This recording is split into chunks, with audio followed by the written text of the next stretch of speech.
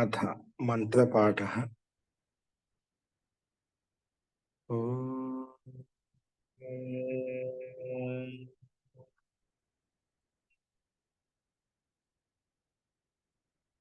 सहनौ भवतु सहनौ भुनक्तु सह वीर्यं करवावहै तेजस्विनावधीतमस्तु मा विद्विषावहै। ॐ शान्ति शान्ति शान्तिः।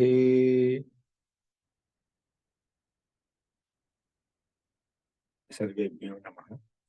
అందరికీ నమస్కారం అండి. నమస్తే మనము ఆచార్య. అష్టాధ్యాయ కామపాఠంలో 5వ అధ్యాయంలో 2వ పాదం చూస్తున్నాము. అందులో 97వ సూత్రం వరకు నిన్న మనం ప్రస్తావించుకున్నాము. నేను చెప్పిన పాఠంలో ఎవరికైనా ఏమైనా సందేహాలు ఉన్నాయా?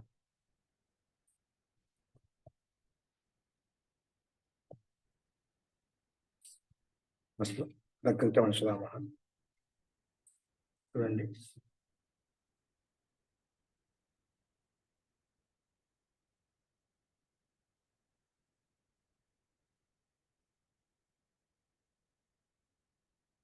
తొంభై 98వ సూత్రం గమనించండి.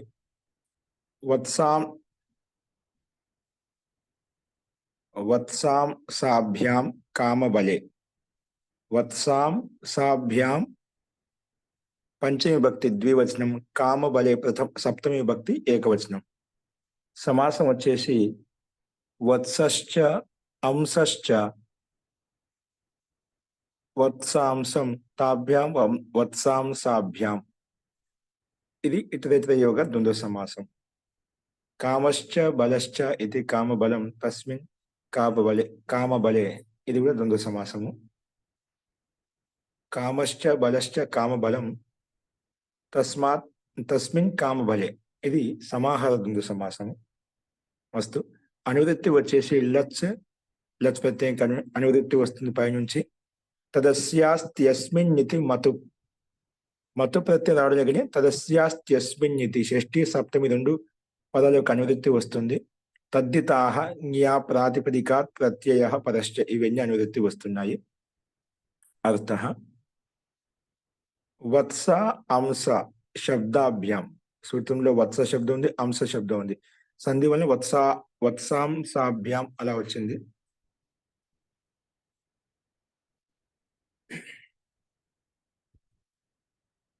కాబట్టి వత్స అంశ శబ్దాభ్యాం యథాసంఖ్యంగా మత్వర్తే మతు యొక్క అర్థంలో కామ బలయోర్ అర్థయో, కామ అది బలార్థం విద్యమానంగా ఉన్నప్పుడు గమ్యమానంగా ఉన్నప్పుడు లచ్ ప్రత్యయో భవతి, లచ్ ప్రత్యయం వస్తుందంట. యథాసంఖ్యం వస్తుంది అంటే వత్స ప్రాతిపదిక ఉన్నప్పుడు కామార్థం ఉండాలి, అంశ ప్రాతిపదిక బలార్థం ఉంటేనా ఎలాంటి అర్థం గమ్యమానంగా ఉన్నప్పుడు మనకు లచ్ ప్రత్యయం వస్తుంది అని చెప్పి ఈ సూత్రం ప్రస్తావించింది.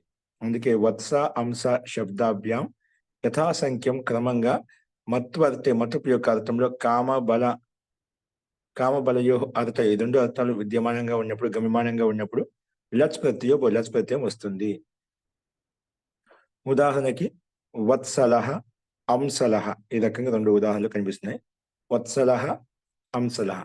వత్స ప్రాతిపదికం చేత లచ్ ప్రత్యయం వచ్చినప్పుడు వత్స లచ్ కనుమది లోపం చేస్తే లా మిగులుతుంది.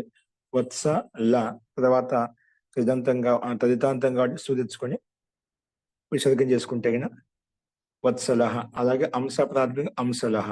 ఇక్కడ మనకి ఎస్ఏ లోపం అంటూ ఏది లేదు, ప్రాప్తం లేదు. కాబట్టి డైరెక్ట్ గా వత్స ప్రాతిపదికం అంశ ప్రాతిపదికానికి లచ్ ప్రత్యయం కలుపుకొని రూపం సిద్ధి తయారు చేసుకోవచ్చు. రూపసిద్ధి తయారవుతుంది అన్నమాట.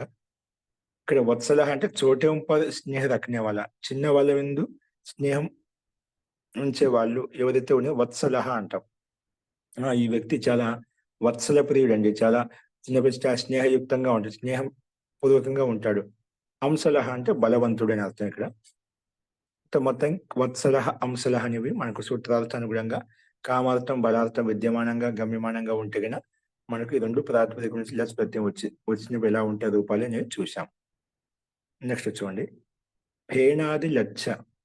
ఫేనాద్ పంచమి విభక్తి ఏకవచనం, ఇలచ్ ప్రథమ విభక్తి ఏకవచనం.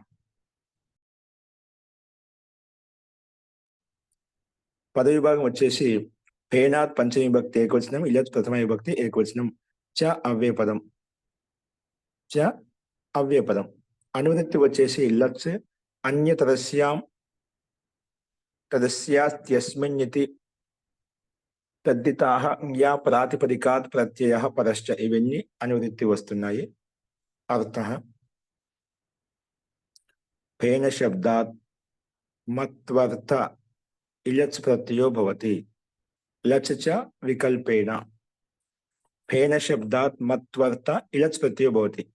ఫేన శబ్దం చేత మతుప్ యొక్క అర్థంలో ఇలచ్ ప్రత్యయం వస్తుంది. లచ్ చ వికల్పేన और లచ్ ప్రత్యయం వికల్పంగా వస్తుందని చెప్పి చెప్పుకున్నాం. సో సూత్రంలో పేన శబ్దం ఉంది కాబట్టి పేన శబ్దం చేత మతుపు యొక్క అర్థంలో ఇలచ్ ప్రత్యయం వస్తుంది. అలాగే చకారం చేత లచ్ ప్రత్యయం కూడా వస్తుంది. మన ప్రకృత సూత్రం ప్రకారంగా ఇలచ్ ప్రత్యయము చకారం చేత పైనుంచి లచ్ ప్రత్యయం తెచ్చుకుంటే లచ్చ వికల్పేందుకు అన్యత దృశ్యానికి అనువృత్తి వస్తుంది అన్నమాట. గత సూత్రం నుంచి అనువృత్తి ఇక్కడ వస్తుంది. కాబట్టి మనకు ఈ రకంగా 3 రూపాలు కనిపిస్తాయి మనకి ఇక్కడ. అంటే లచ్ ప్రత్యయం వికల్పంగా వచ్చినప్పుడు, అలాగే ఇలచ్ ప్రత్యయం వచ్చినప్పుడు ఒక రూపం. పేన శబ్దాత్ మత్వర్థ ఇలచ్ ప్రత్యయో భవతి, లచ్ చ వికల్పేన. సో ఉదాహరణకు పేనం అస్తి, అస్య, అస్మిన్ వా, అస్య లేదా అస్మిన్ షష్ఠి లేదా సప్తమి. పేనిలహ అంటాం. ఇలచ్ ప్రత్యయం వచ్చినప్పుడు పేనిలహ. అదే లచ్ ప్రత్యయం వచ్చినప్పుడు పేనలహ. లచ్ ప్రత్యయం ఒక పక్షం రానప్పుడు ఏమొస్తుంది, మతు ప్రత్యయం వస్తుంది. చెప్పినది ఒక పక్షం రానప్పుడు ఏమొస్తుంది, వికల్పంగా మనకు వికల్పక్షం చాలా దీర్ఘంగా 40 సూత్రం వరకు వస్తుందన్నమాట, 140 వరకు వస్తుందన్నమాట. వికల్పక్షంలో ఒక పక్షంలో ఎల్లప్పుడూ మతు ప్రత్యయం యొక్క రూపం కూడా ఉంటుంది. అందుకే పేణవాన్. ఇక్కడ పేణవాని మాధుపదాయశ్చ మతోర్వా యవాదిభ్య ప్రకారంగా అకారాంతాత్ అకారోపదాత్, మకారాంతాత్ మకారోపదాత్ ఉంటేనా మతుపులో ఉండే మకారానికి వకారం వస్తుంది. ఇక్కడ అకారాంతం కాబట్టి మతుపులో ఉండే మకారానికి వకారం చేసుకుని చిత్తవానికి సమానంగా రూపసిద్ధి పేణవాణి అనే రూపం మనకు సిద్ధించింది అన్నమాట. ఈ రకంగా లచ్ ప్రత్యయము వికల్పంగా వస్తుంది కాబట్టి రాని పక్షంలో సామాన్యంగా మతు ప్రత్యయం వస్తున్నాడు పైనుంచి అధికారయుక్తంగా. అందుకే పేనిలహ, పేణలహ, పేణవాన్ అనే రూపాలు మనకు కనిపిస్తున్నాయి. ఇవి 3 రూపాలు. అర్థం 3కి ఒకే విధంగా ఉంటుంది. అస్తు. నెక్స్ట్ చూడండి, లోమాది పామాది పిచ్చాదిభ్య శనేలచ. శనిలచ ప్రత్యయం వచ్చినమాట. లోమాది పామాది పిచ్చాదిభ్య పంచమి విభక్తి బహువచనం, శనేలచ ప్రథమ విభక్తి బహువచనం. సమాసం వచ్చేసి లోమన్ ఆది ఏషాం తే లోమాదయ. ఇది బహువ్రీహి సమాసం. లోమన్ ఆది అంటే లోమాది గణం తీసుకున్నా. ఇక్కడ లోమన్ ఆది ఏషాం, ఏషాం శబ్దానం తే లోమాదయ, తేభ్య లోమాదిభ్య. ఇది బహువ్రీహి సమాసం. అలాగే పామాన్ పామాది గణం తీసుకున్నా. ఇక్కడ కూడా పామాన్ ఆది ఏషాం తే పామాదయ, తేభ్య పామాదిభ్య. ఇది కూడా బహువ్రీహి సమాసం. ఈ రకంగా లోమాది పామాది గణం తీసుకున్న తర్వాత నెక్స్ట్ పిచ్చం పిచ్చాది గణం కూడా ఉంది. దీంట్లో 3 గణాలు కలిపి చెప్పబడ్డాయి. పిచ్చం ఆది ఏషాం తే పిచ్చాదయ, పిచ్చాది గణంలో ఉండే శబ్దాలు. తేభ్య పిచ్చాదిభ్య. ఇది కూడా బహువ్రీహి సమాసం. ఇలాగ 3 గణాలను మనం విడదీసి చూసిన తర్వాత 3ని కలుపుకొని చెప్పుకుంటున్నాం. లోమాదయశ్చ అంటే లోమాది గణంలో ఉండే శబ్దాలు, పామాదయశ్చ పామాది గణంలో ఉండే శబ్దాలు, పిచ్చాదయశ్చ పిచ్చాది గణంలో ఉండే శబ్దాలు ఏవైతే ఉన్నాయో వాటిని కలిపితే లోమాదయశ్చ పామాదయశ్చ పిచ్చాదయశ్చ మొత్తం కలిపితే లోమాది పామాది పిచ్చాదయ, తేభ్య లోమాది పామాది పిచ్చాదిభ్య. ఇతరేతరయోగ ద్వంద్వ సమాసం అవుతుంది.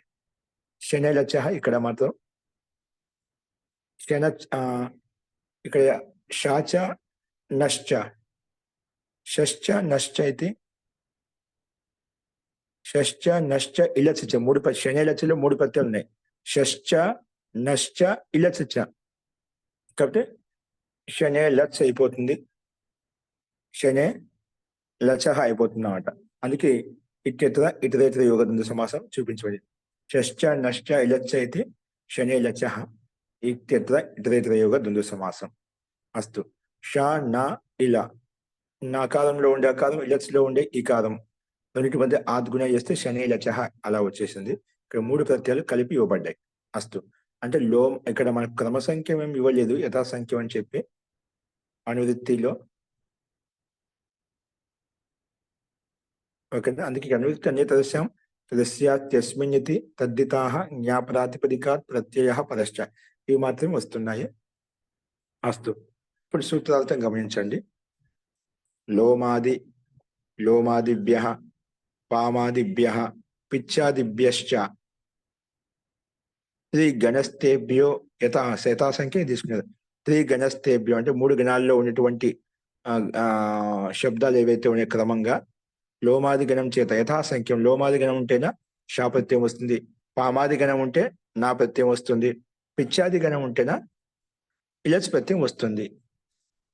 అలాగా త్రిగణస్థేభ్యో 3 గణాల్లో స్థితమైనటువంటి శబ్దాలు ఏవైతే ఉన్నాయో అవి క్రమంగా యథాసంఖ్యం షా నా ఇలచ్ ఇత్యేతే ప్రత్యయాః భవంతి. ఈ ప్రత్యయాలు క్రమంగా ఆదేశంగా వస్తాయి. ఈ ప్రత్యయాలు వస్తాయి. ఈ 3 గణాల చేత క్రమంగా 3 ప్రత్యయాలు వస్తాయన్నమాట. ఎలా వస్తాయి 3 ప్రత్యయాలు అంటే వికల్పంగా ఒకసారి వస్తాయి. ఒకసారి రాని పక్షంలో సామాన్యంగా మత్తు ప్రత్యయం వస్తుంది. కాబట్టి షా ప్రత్యయం ఒక రూపము, మత్తు ప్రత్యయ రూపం. నా ప్రత్యయము మత్తు ప్రత్యయం, లచ్ ప్రత్యయము మత్తు ప్రత్యయం. ఈ రకంగా 2 రూపాయలు వస్తాయి. 3 ప్రత్యయాలు కాబట్టి 3 6 రూపాయలు మనకు సిద్ధిస్తాయి అన్నమాట. అస్తు. ముందుగా వికల్పంగా చెప్పుకునే వికల్పేన మత్వర్తే, ప్రత్యయ భవంతి వికల్పేన మత్వర్తే. అస్తు. వికల్పంగా మత్తు యొక్క అర్థంలో ఈ ప్రత్యయాలు వస్తాయని చెప్పుకున్నాం.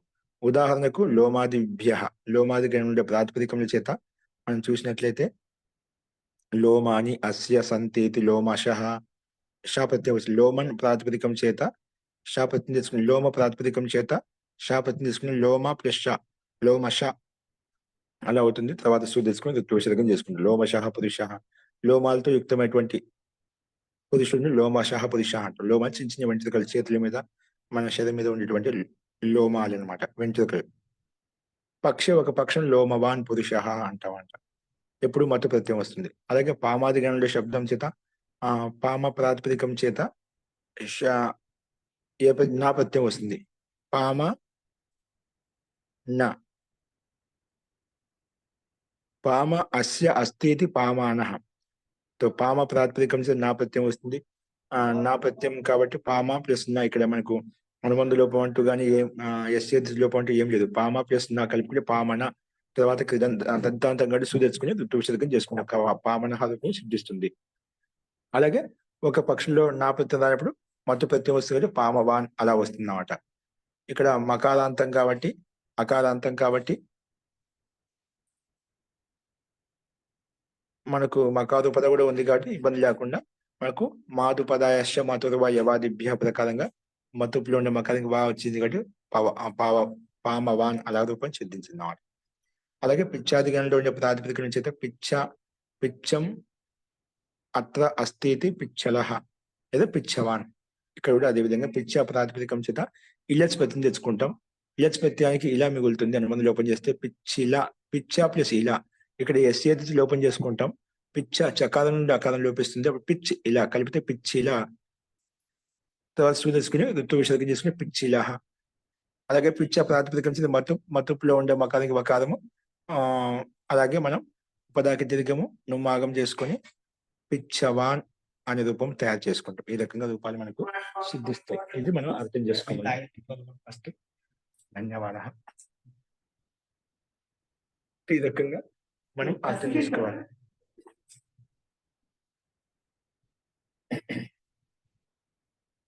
నెక్స్ట్ చూడండి, రూపసిద్ధి సామాన్యంగా లోమశ అంటే ఎక్కువ లోమాలు కలిగిన పురుషుని లోమశ. పామన అంటే చంబల్ రోగువాల ఏదో ఒక రోగ విశేషం అంట. పామ అనేది చంబల్ రోగువాల రోగంతో యుక్త వ్యక్తిని పామన అని చెప్పి చెప్పుకుంటామంట.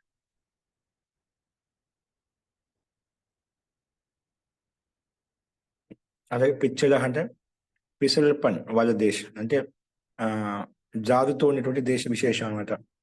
పిచ్చలహ దేశ అంటే ఆ దేశంలో ఎక్కువగా ఏమైనా వర్షం ఎక్కువ పడుతూ ఉంటుంది, అంటే అది కొండ ప్రాంతం ఏముంటుంది, ఆ దేశంలో ఎక్కువ జారుతూ ఉంటాయి, కింద పడుతూ ఉంటది, అందుకని పిచ్చలహ దేశ, పిచ్చవాన్ దేశ. ఈ రకంగా శబ్ద ప్రయోగం ఇవ్వబడింది. అస్తు, ఇది ఈ సూత్రం యొక్క అర్థానుగుణంగా ఉదాహరణ మనం చూసాం. నెక్స్ట్ చూడండి, ప్రజ్ఞా శ్రద్ధర్చాభ్యాం నః.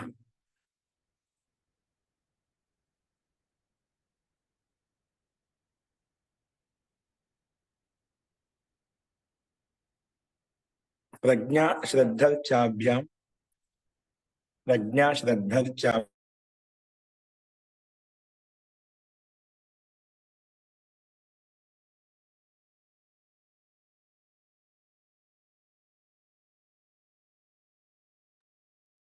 ప్రజ్ఞా శ్రద్ధర్చాభ్యాం నః. ఇది మనకు సూత్రము. పద విభాగం వచ్చి ప్రజ్ఞా శ్రద్ధర్చాభ్యాం పంచమి విభక్తి బహువచనము, నః ప్రథమ విభక్తి ఏకవచనం. సమాసం వచ్చేసి ప్రజ్ఞాచ శ్రద్ధాచ అర్చాచ ఇది ప్రజ్ఞా శ్రద్ధార్చాహ తేభ్య ప్రజ్ఞా శ్రద్ధర్చాభ్యః. ఇది బహువచన సమాసము.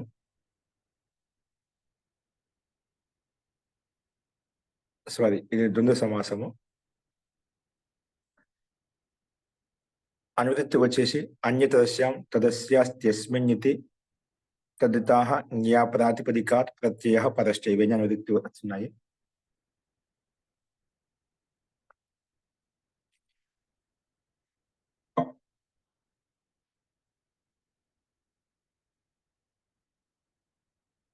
అర్థం వచ్చేసి ప్రజ్ఞ శ్రద్ధ అర్చ ఇత్యేతేభ్యః ప్రాతిపదికేభ్యో వికల్పేన మతు పర్తే నః ప్రత్యయం ఒకటి, వికల్పంగా మతు ప్రత్యయం వస్తుందట. సూత్రంలో ఇచ్చిన ప్రాతిపదికాల అనుసారంగా మనకు నా సూత్రంలో నః ప్రత్యయ విధానం చేయబడిందన్నమాట. అందుకే నా విధానం చేసుకుంటే మతు పర్తంలో మనకు ప్రజ్ఞ శ్రద్ధ అర్చ ఇత్యేతేభ్యః ప్రాతిపదికేభ్యః వికల్పేన మతు అర్థే, మతు యొక్క అర్థంలో నా ప్రత్యయం వస్తుంది. ఉదాహరణకు ప్రజ్ఞ అస్య అస్తి ఇది ప్రాజ్ఞ, ప్రజ్ఞ ఇతంది, అతని ప్రాజ్ఞ అంటాం, ప్రజ్ఞావాన్ పురుష అంటాం, అంటే ప్రకృష్ట జ్ఞానం కలిగిన ప్రాజ్ఞ అని చెప్పుకుంటాం అంటాం. శ్రద్ధ అస్య అస్తి ఇది శ్రద్ధ, శ్రద్ధావాన్ అంటాం. అలాగే ఆర్చవాన్,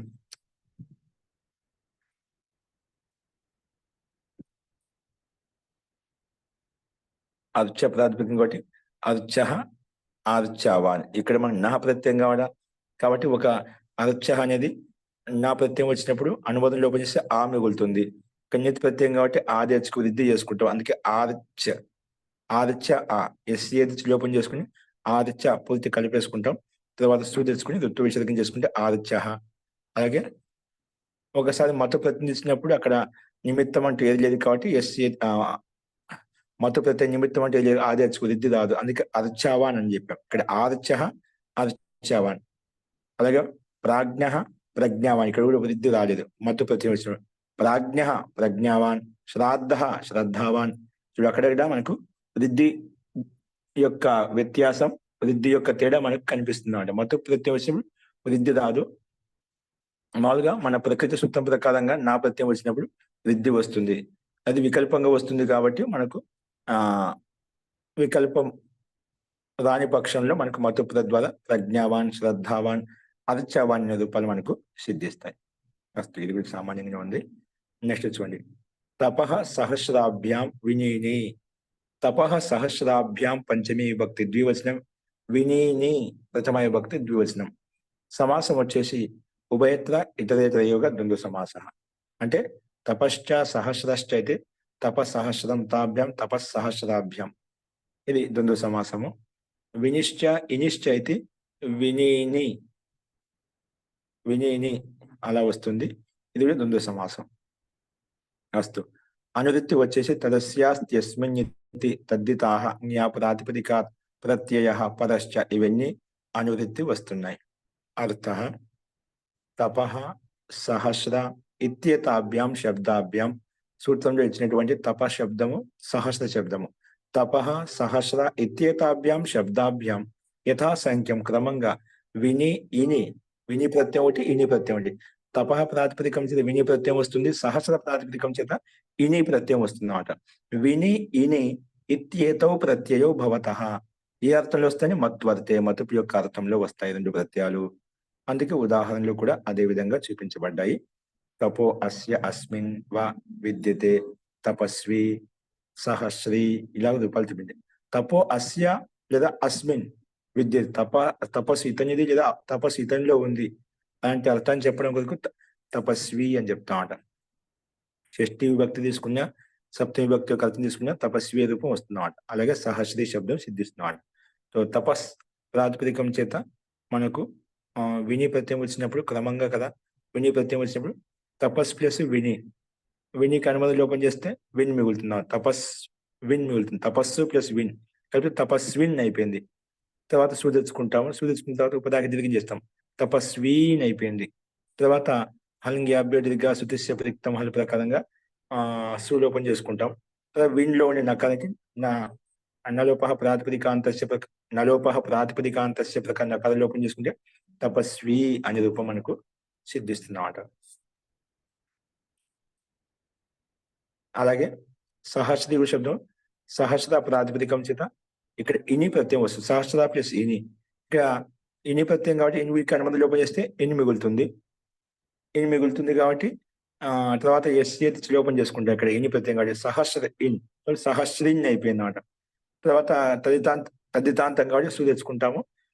సు తెచ్చుకున్న తర్వాత శౌచ ప్రకారానికి కూడా ఉపదాకి దీర్ఘం వస్తుంది. సహస్రీన్ అయిపోతుంది. తర్వాత హలింగ్యాది లోపం ద్వారా సు లోపిస్తుంది. తర్వాత అంతిమ నకారానికి నలోపహ ప్రాతిపదికాంతస్య ప్రకారం లోపం చేసుకుంటే సహస్రీ అనే రూపాలు మనకు సహస్రీ అనే రూపం మనకు సిద్ధిస్తుంది. ఇది ఈ రకంగా తీసుకోవాలి.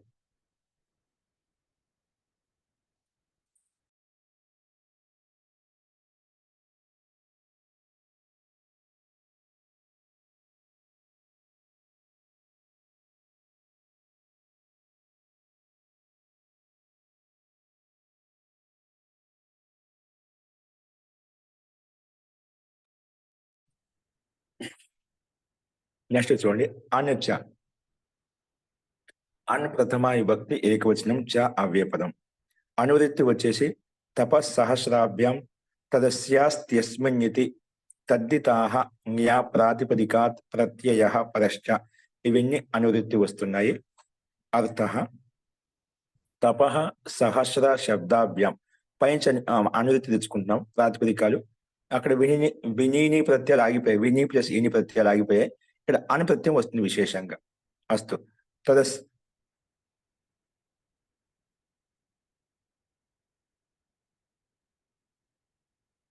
తపః సహస్రాభ్యాం ఎందుకంటే సహస్రాభ్యంకి అనువృత్తి వస్తున్న పైనుంచి తస్యాస్మిన్ కూడా రెండు వస్తుంది అనమాట.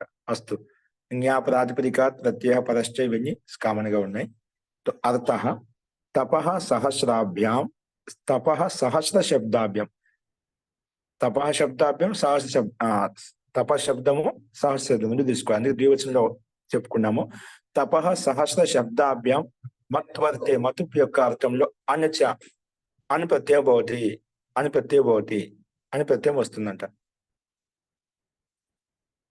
అన్యచ అనిచక ఇక్కడ అనిచ అంటే అన్ను కూడా వస్తుంది. ఇంకా అన్ను కూడా అంటే తపః సహస్ర ప్రాతిపదిక విని ఇని ప్రత్యయాలు వస్తాయి యథాసంఖ్యం. ఇంకా ఇంకేం వస్తే చకారం చేత ఇంకా ఏమొస్తే అనుప్రత్యయం కూడా వస్తుంది. విని ఇని ప్రత్యయాలే కాదు మనకు అనుప్రత్యయం తెచ్చుకోవచ్చు. తపః ప్రాతిపదికం చేత సహస్ర ప్రాతిపదికం చేత చకారం చేత ఇంకా అని అర్థం తీసుకుంటాం. ఒకసారి చకారం చేత పైనుంచి అనువృత్తిగా ఏదైనా పైనుంచి ప్రత్యయం ఆకర్షించబడుతుంది. ఇక్కడ ఇంకా అనే అర్థంలో మనం తీసుకుంటాం అనమాట. విని ఇని ప్రత్యయాలే కాకుండా ఇంకా అని ప్రత్యయం కూడా వస్తుంది. అది ఇక్కడ సూత్రార్థం ఇవ్వబడింది. తపః సహస్ర శబ్దాభ్యం మత్వల్తే అనిచ ప్రత్యయో భవతి అని ప్రత్యయం కూడా వస్తుంది. ఇంకా అంచ ప్రత్యయో భవతి అని ప్రత్యయం కూడా వస్తుంది. అందుకే ఇక్కడ తప ప్రాతిపదికం అని ప్రత్యయం తెచ్చుకుంటే తపస్ అన్ కర్మ లోపేసి ఆ మిగులుతుంది. తపస్స ఆ సహలంతైక అని ప్రత్యయంలో ఆగలుపుతుంది. తపస్స ఆ ఇక్కడ అన్ ప్రత్యయం నిత్య ప్రత్యయం కాబట్టి ఆ తెచ్చుకుని చేసుకుంటుంది. తాపస అయిపోయింది పూర్తిగా. తర్వాత తదితాంతం కాబట్టి సు తెచ్చుకుని ఋతు విసర్గం చేసుకుంటే తాపసః. అలాగే సహస్ర ప్రాతిపదికం చేత అన్న, సహస్ర అన్న, సహస్ర ఆ తెచ్చుకుని రిద్ది చేసుకుంటే సాహస్ర ఆ ఎస్ ఏది లోపం చేసుకున్న సాహస్ర ఆ కలిపితే సాహస్ర, తర్వాత సు తెచ్చుకుని ఋతు విసర్గం ఇక్కడ కామన్ గా చేసుకుంటాం. నెక్స్ట్ చూడండి, శిఖతా శర్కరాభ్యాం చ, శిఖతా శర్కరాభ్యాం పంచమి విభక్తి ద్వివచనం చ అవ్యపదం. సమాసం వచ్చేసి శిఖతా చ శర్కరా చ ఇది శిఖతా శర్కర తాభ్యాం శిఖతా శర్కరాభ్యాం, ఇది ఇతరేతర యోగ ద్వంద్వ సమాసము. అనురిత్తు వచ్చేసి అన్న తదస్యాస్త్యస్మిన్నితి తద్దితాః జ్ఞా ప్రాతిపదికాత్ ప్రత్యయః పరశ్చ, ఇవన్నీ అనువృత్తి వస్తున్నాయి. అర్థః శిఖత శర్కర సూత్రం నుండి ప్రాతిపదికనే తీసుకుంటున్నాం ఇక్కడ. శిఖత శర్కర ఇత్యేతాభ్యాం ప్రాతిపదికాభ్యాం, ఈ రెండు ప్రాతిపదికముల చేత అన్ ప్రత్యయో భవతి, అన్ ప్రత్యయం వస్తుంది. ఏ అర్థంలో వస్తుంది? మత్తు పర్థంలో వస్తుంది. మత్తు పర్థంలో అన్ ప్రత్యయం వస్తుంది అని చెప్పి ఈ రకంగా మనం చూసాం అనమాట. ఉదాహరణకి సైకతో ఘట, శార్కరం మధు. శిఖతా ప్రాతిపదికం చేత మనం ఏం చేశాము? శిఖతా ప్రాతిపదికం చేత మనం ఏం చేసుకున్నాం? ఇక్కడ ప్రకృతి సూత్రం ప్రకారంగా అనుపత్యం తెచ్చుకున్నాం. శిఖతా శర్కరాభ్యాం చ, అనుపత్యం ఎక్కడ చూస్తుంది? పైనుంచి వస్తుందన్నమాట. కాబట్టి ఈ రెండు ప్రాతిపదిక శిఖత అన్న, శర్కర అన్న, అనుపత్యం కదా, ఆ తెచ్చుకు రిద్ది అవుతుంది. సైకత ఆ, శర్కర ఇక్కడ ఆదేశకు విద్య శార్కర ఆ, తర్వాత ఎస్ ఏది లోపం చేసుకుని కలుపుకుంటేనా సైకత శార్కర అలా వస్తుంది. ఇక్కడ ఘటా శబ్దం పుల్లింగం కాబట్టి సు తెచ్చుకొని సూకు విసర్గం చేసుకుంటాం. ఇక్కడ మధు నపుంసకలింగం కాబట్టి సు తెచ్చుకుంటాము. సుస్థానంలో అమ్మ అమి పూర్వ చేసుకుంటే శార్కరం మధు అలాగ రూపాలు మనకు సిద్ధిస్తాయి అనమాట. శార్కర సుస్థానంలో అతోం అతో అమ్ము అకారాంతాత్ నపుంసకలింగాత్ ఉత్తరస్య సుస్థాన అమ్ ఇతి అయం ఆదేశో భవతి ప్రకారంగా అమ్ వస్తుంది. అమ్ము రాగానే అమి పూర్వ ప్రకారంగా పూర్వరూపం ఏకాదేశం చేసుకుంటేనే శార్కర మధు ఇలాగ రూపం మనకు సిద్ధిస్తుంది. నెక్స్ట్ చూడండి,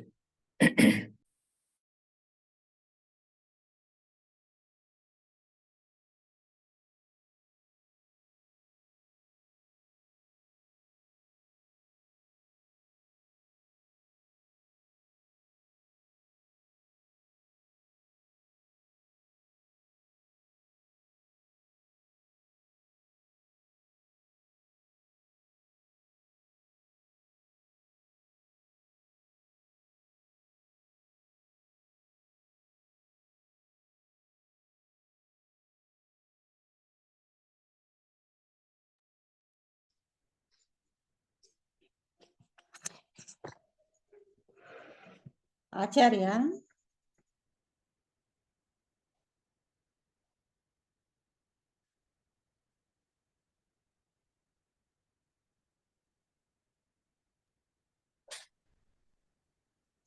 జీ వినిపిస్తుందా ఇప్పుడు?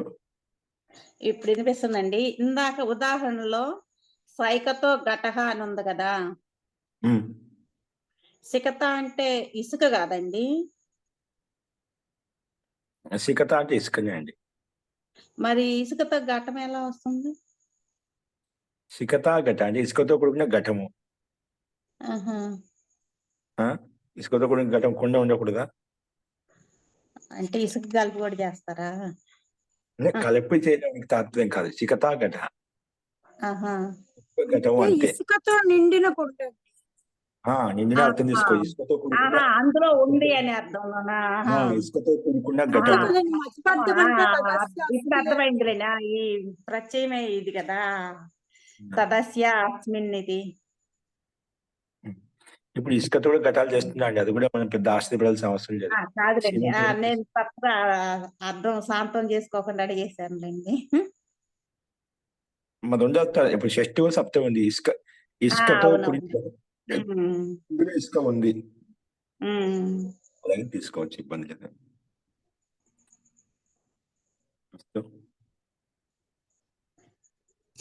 దేశే లుబిలచౌచ, దేశే సప్తమి విభక్తి ఏకవచనం, లుబిలచౌచ లుబిలచౌ ప్రథమ విభక్తి ద్వివచనం చ అవ్యక్తం. సమాసం వచ్చేసి లుబిశ్చ లచశ్చ లుబిలచౌ ఇత్యత్ర ఇతరేతర యోగ ద్వంద్వ సమాసం. అనువృత్తి వచ్చేసి సికతా శర్కరాభ్యాం అన్యతరస్యాం తదస్యాస్త్యస్మిన్నితి తద్దితాః న్యా ప్రాతిపదికాత్ ప్రత్యయః పరశ్చ. ఇవన్నీ అనువృత్తి వస్తున్నాయి. అర్థః సికతా శర్కరా శబ్దాభ్యాం దేశే అభిధేయే లుప్ ఇలచ్ ఇత్యేతౌ ప్రత్యయౌ వికల్పేన భవతః అనచ. అలాగే అనుప్రత్యయం కూడా వస్తున్నాడు. శిఖత శర్కర అనే ప్రాతిపదికముల చేత దేశే అభిధేయ దేశార్థం అభిధేయాత్మకంగా ఉన్నప్పుడు సూత్రంలో ఇచ్చిన ప్రకారంగా ప్రత్యయాలు విధించే లుపు ఇలచ్ లుప్పు ఇలచ్ ఈ రెండు ప్రత్యయాలు లుప్పు ఇలచ్ ఇత్యేతో ప్రత్యయం లుప్పు ఇలచ్ ఇత్యేతో ప్రత్యయం వికల్పేన భవత వికల్పంగా వస్తాయంట. అలాగే అంచ అనుప్రత్యయం కూడా వస్తుందంట. సో లుప్పు ఇలచ్ ప్రత్యయాలు వికల్పంగా వస్తాయి. అన్ అనేది నిత్యంగా వస్తుంది. లుప్పు ఇలచ్ ఎప్పుడైతే వికల్పంగా వస్తాయి రాని పక్షంలో మత్తు ప్రత్యయం సామాన్యంగా వస్తుంది. కాబట్టి ఈ రకంగా 3 ప్రత్యయాలు వస్తున్నాయి. అది మనం వికల్ప రూపం మొత్తం 4 రూపాయలు అవుతాయి మత్తు ప్రత్యయం తీసుకుంటే. చూడండి, తో లుప్పు ఇలచ్ ఇత్యేతో ప్రత్యయం వికల్పేన భవతః అనుచ అని ప్రత్యయం కూడా వస్తుంది. అస్తు ప్రత్యయస్య అదర్శనస్య లుప్ సంజ్ఞ.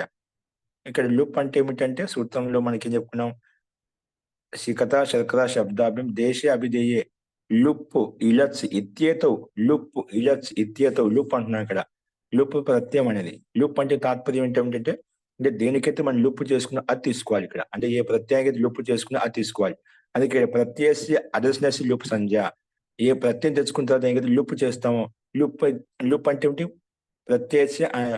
ప్రత్యయస్య లుప్ స్లు లుపః ప్రత్యయస్య అదర్శనస్య లుప్ సంజ్ఞ భవతి ప్రత్యయస్య అదర్శనస్య లుక్ సంజ్ఞ భవతి ప్రత్యయస్య అదర్శనస్య లోప్ సంజ్ఞ భవతి. ఓకేనా, లుప్ సంజ్ఞ భవతి లుక్కు లుప్పు స్లు సంజ్ఞ భవతి. ఓకేనా, ఈ రకంగా 3 ఉన్నాయన్నమాట. ఇక్కడ మనకు లుప్ అంటున్నారు, లుప్ సంజ్ఞ అనేది మనకి ఈ సూత్రం ప్రకారం వస్తుంది. తత్ర విశేష అభావాత్ మతుబాదీనం అన్యతమస్య లుప్ భవతి. తత్ర విశేష ఇక్కడ విశేషం లేనందువలన మతుబాదినాం అన్యస్య మతుబాది కాకుండా అన్యస్య లుప్ భవతి మతు ప్రత్యయం కాకుండా వేరే ప్రత్యయం లుప్ అవుతుందంట.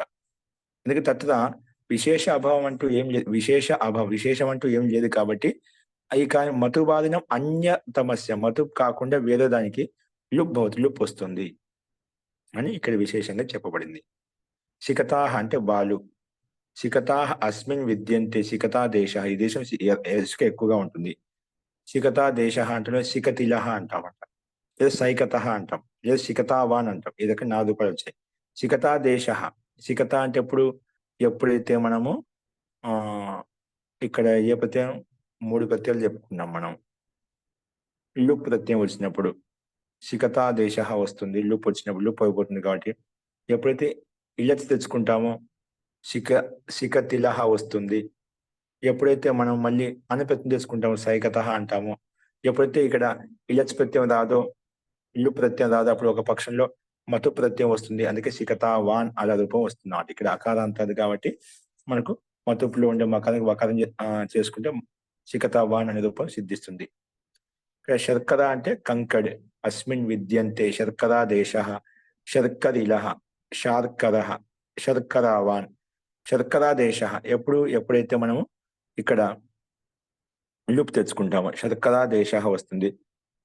ఒకసారి ఇలచ్ ప్రత్యయం తీసుకున్నప్పుడు శర్కరిలహ, అలాగే అనుప్రత్యయం చేసుకున్నప్పుడు శార్కర ఇక్కడ ఆ తెచ్చుకు రిద్ది అయిపోయింది, లోపం చేసుకుంటాం. మత్తు ప్రత్యయం చేసుకుని శర్కరావాన్ మత్తు ప్రత్యయం చేసుకున్నప్పుడు శర్కరావాన్ అనే రూపం మనకు సిద్ధిస్తుంది. ఇది ఒక 4 రూపాయలు మనకు సిద్ధిస్తుంది.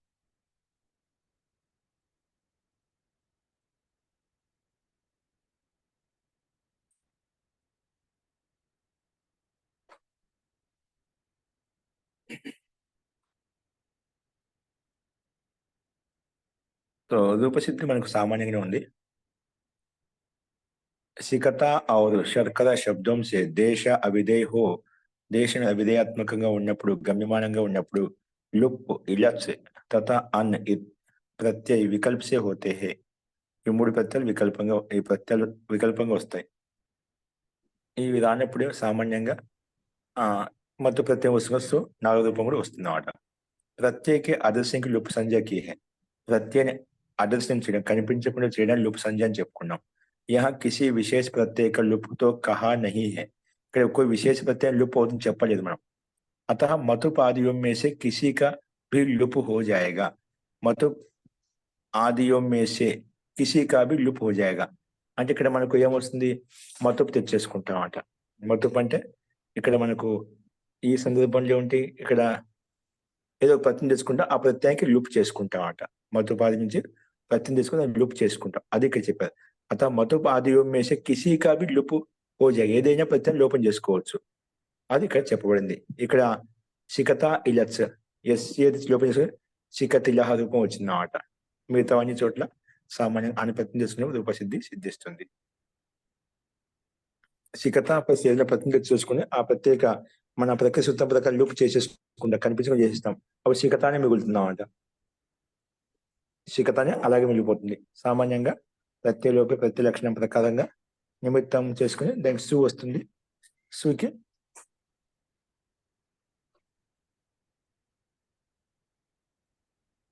లూప్ చేసుకున్నాం కదా, అక్కడ ఏముండదు అన్నమాట. సామాన్యంగా శిఖతా రూపం అట్లాగే ఉండిపోతుంది అన్నమాట. ఇక్కడ లుప్ అనేది ప్రత్యయం కాదు కదండి, ఈ లుప్ లుప్ అనేది సంజ్ఞ. ప్రత్యయం కాదు కదా. సంజ్ఞ కదా.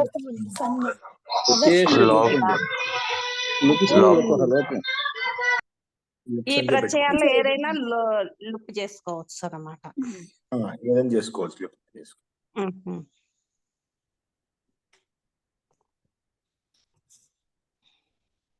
ప్రత్యయం లోపం చేశాం కదా, మళ్ళీ ఏమైనా ప్రత్యయం తీసుకున్నప్పుడు సూ తెచ్చుకుంటారు, సూకి లోపం ఆగిపోతుంది.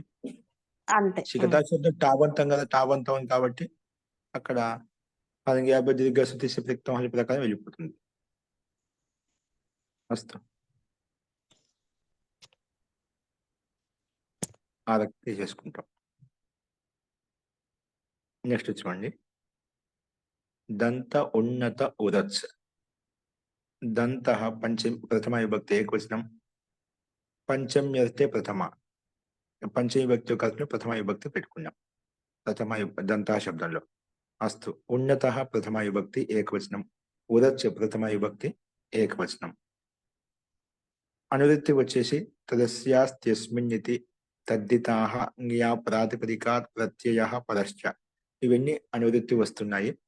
అర్థః ఉన్నత సమానాధికరణాత్ దంత శబ్దాత్, ఉన్నత సమానాధికరణాత్ దంత శబ్దాత్ ఉదత్స్ ప్రత్యయో భవతి. మత్వర్తే మతుపు యొక్క అర్థంలో, మత్వర్తే అంటే మతు ప్రత్యయ యొక్క అర్థంలో, ఉన్నత సమానాధికరణాత్ దంత శబ్దాత్ ఉదత్స్ ప్రత్యయం భవతి. దంత శబ్దం చేత ఉదత్స్ ప్రత్యయం వస్తుంది. ఈ అర్థంలో మతుపు యొక్క అర్థంలో. కాబట్టి ఉన్నత సమానాధికరణ వాసి దంత ప్రాతిపదికం చేత ఉదత్స్ ప్రత్యయం వచ్చినప్పుడు మతుపు అర్థంలో మనకు దంతా ఉన్నత అస్య సంతి దంతురః అంటాం. దంతాలు ఉన్నతంగా ఉన్నాయి ఇతనికి, ఇతనికి ఉన్నాయి, అతన్ని ఏమంటాం దంతురః అంటాం. ఆ వ్యక్తిని దంతురః, ఉన్నతంగా ఉన్న దంతురః శబ్దం చెప్పుకున్నాం. దంత అనే ప్రాతిపదికం చేత ఉదత్స్ ప్రత్యయం, ఉదత్స్ కనుమతి లోపం చేస్తే ఉరా మిగులుతుంది, దంత ఉరా. ఇక్కడ ఉదత్స్ అచ్చు ప్రత్యయం కాబట్టి ఎస్ లోపం చేసుకున్నాం, దంత్ ఉరా కలిపితే దంతురా అయిపోయింది, దంతురా. తర్వాత సు తెచ్చుకుని విసర్గం చేసుకుని దంతురా అనే రూపం మనకు సిద్ధిస్తుంది అన్నమాట. ఇంత దంత అనే ప్రాతిపదికం చేత ఉన్నతార్థంలో ఉదత్స్ ప్రత్యయం తెచ్చుకుంటే ఈ రకం దంతురా అనే రూపం సిద్ధిస్తున్నాడు. जिसके उन्नत अर्थ ऊपर को निकले हुए दांत, ఎవరికైతే ఉన్నతంగా బయటకు వచ్చిన పండ్లు ఎవరికైతే ఉంటాయో, దంతాలు ఎవరికైతే ఉంటాయో వాటిని దంతురః అని చెప్పి పిలుస్తాం అనమాట, ఆ వ్యక్తి విశేషాన్ని. అస్తు నెక్స్ట్ చూడండి, ఊష సుషి ముస్క మధోరః. ఊష సుషి ముస్క మధోరః. ఊష సుషి ముస్క మధోః పంచమి విభక్తి ఏకవచనం, రః ప్రథమ విభక్తి ఏకవచనం. సమాసం వచ్చేసి ఊషశ్చ సుషిశ్చ ముస్కశ్చ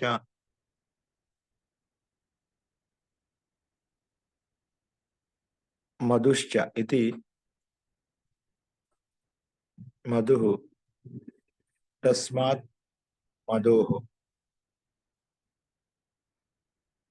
उषश्च शुचिश्च मुस्कश्च मधुश्च इति मधुं तस्मात् मधोः अस्तु इत्यत्र समाहारो द्वन्द्व समासम् अनुदित्ति వచ్చేసి तदस्यास्त्यस्मिन्निति तद्दिताः న్యా ప్రాతిపదికాత్ ప్రత్యయః పరశ్చ ఇవన్నీ అనుదిత్తి వస్తున్నాయి అర్థః ఊష సుషి ముష్క మధు ఇత్యేతేభ్యः ప్రాతిపదికేభ్యో రహ ప్రత్యయో భవతి మత్ వరితే మతు యొక్క అర్థంలో ఊష సుషి ముస్క మధు ఈ 4 ప్రాతిపదికముల చేత ఇత్యేతేభ్యः ప్రాతిపదికేభ్యः రహ ప్రత్యయో భవతి రహ ప్రత్యయం వస్తుంది ఏ అర్థంలో వస్తుంది అంటే మతుపు యొక్క అర్థంలో 4 ప్రాతిపదికముల చేత రహ ప్రత్యయ యొక్క విధానం సూత్రంలో స్పష్టంగా ఉంది అందుకే ఉషరం క్షేత్రం ఊష ప్రాతిపదికం చేత రా ప్రత్యయం వస్తే ఊషర తర్వాత సు అమ్ము అమి పూర్వ చేసుకుంటే ఉషరం క్షేత్రం సుషి ప్రాతిపదికం చేత రా ప్రత్యయం చేసుకుంటే సుశిరం కాష్టం ముస్క ప్రాతిపదికం చేత రా ప్రత్యయం చేసుకుంటే ముస్కర ప్రాతిపదికము ప్రత్యయం కలుపుకుంటూ పోతున్నాం అంతే తర్వాత తదితాంతం కాబట్టి నీటిలో సు తీసుకుని విసర్గం చేసుకుంటాం తో ముస్కర సు స్థానంలో ఋతు విసర్గము అలాగే ముస్కర పశు అని చెప్పి చెప్పుకున్నాం సుశిరం కాష్టం ముస్కర పశు మధురో గుడ మధురమైనటువంటి గుడ అంటే బెల్లము ఇక్కడ మనకన్నిటిలో మధు ప్లస్ రా ప్రత్యయం మధుర వచ్చేసింది తర్వాత సు తీసుకుని ఋతు విసర్గ మధుర అనే రూపం మనకు సిద్ధిస్తున్నమాట ఈ రకంగా అన్నింటిలో మనకు సూత్రంలో ఇచ్చిన ప్రాతిపదికములకు పక్కన రా ప్రత్యయం తెచ్చుకుంటే ఈ రకమైనటువంటి ఉదాహరణలు మనకు సిద్ధిస్తాయి అది ఇక్కడ మనం ఈ రకంగా తీసుకుంటాం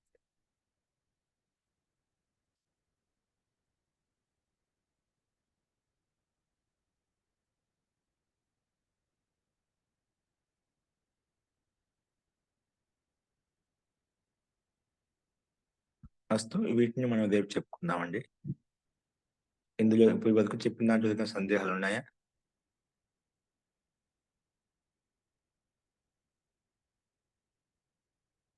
అస్తు సామాన్యంగా ఉన్నాయి మిగతా రేపు చెప్తాం శాంతి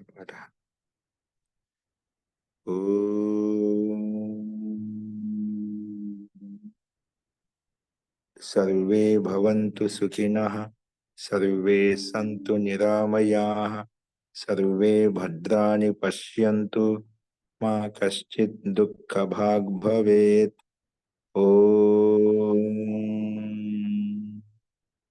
शान्ति शान्ति शान्तिः सर्वेभ्यो नमः అందరికీ నమస్కారం అండి నమస్తే మహోదయ